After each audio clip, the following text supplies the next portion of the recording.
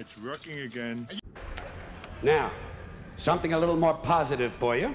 Don't want you to think the whole show is just negativity. This is about a festival. This is my idea for one of those big outdoor summer festivals. This is called Slugfest. This is for men only. Here's what you do. You get about 100,000 of these fucking men. You know the ones I mean, these macho motherfuckers. Yeah, The way he says strutting, preening, posturing, hairy, sweaty, alpha male jack-offs.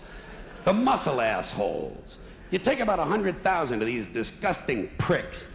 You throw them in a big dirt arena, big 25-acre dirt arena, and you just let them beat the shit out of each other for 24 hours non-stop. No food, no water, just whiskey and PCP. And you just let them punch and pound and kick the shit out of each other until only one guy is left standing. Then you take that guy and you put him on a pedestal and you shoot him in the fucking head. Yeah. Then you put the whole thing on TV. Budweiser would jump at that shit in half a minute. And guys would volunteer. Guys would line up. All you got to do is promise them a small appliance of some kind. Men will do anything. Just give them something that plugs in the wall, makes a whirring noise. Here's another male cliche. These guys who cut the sleeves off of their T-shirts so the rest of us can have an even more compelling experience of smelling their armpits. That's me right now. I say, hey, Bruno, shut it down, would you please? You smell like an anchovy's cunt, okay? Yeah, Man.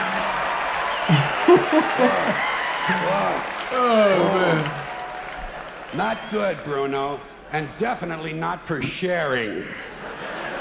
This is the same kind of guy that has that barbed wire tattoo that goes all the way around the bicep. You've seen that, haven't you? That's just what I need. Some guy who hasn't been laid since the bicentennial wants me to think he's a bad motherfucker because he's got a picture, a painting of some barbed wire on his eyes. Hey, Junior, come around when you have the real thing on there. I'll squeeze that shit on good and tight for you, okay?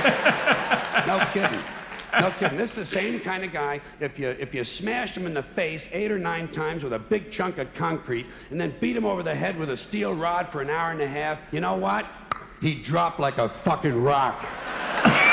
Like a rock. I would think so after all Here's that. another guy thing that sucks. These T-shirts that say, lead, follower, get out of the way.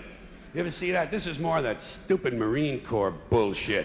Obsolete male impulses from 100,000 years ago. Lead, follower, get out of the way. You know what I do when I see that shirt? I obstruct. I stand right in the guy's path, force him to walk around. He gets a little past me. I spin him around, kick him in the nuts, rip off the shirt, wipe it on my ass, and shove it down his fucking throat. That's what I do when I see that shirt. Freaking Carlin-Man. Yeah. You don't see this no more, dude. Listen, that's all these Marines are looking for, a good time. And speaking of tough guys, I'm getting a little tired of hearing that after 6 policemen get arrested for shoving a floor lamp up some black guy's ass and ripping his intestines out, the police department announces they're going to have sensitivity training. I say, hey, if you need special training to be told not to jam a large, cumbersome object up someone else's asshole, maybe you're too fucked up to be on the police force in the first place. Maybe. Maybe not. Maybe not. I don't know. Listen. True. Yeah, that's right. You know what they ought to do? They ought to have 2 new requirements for being on the police: intelligence and decency. You never can tell. It might just work. It certainly hasn't been tried yet.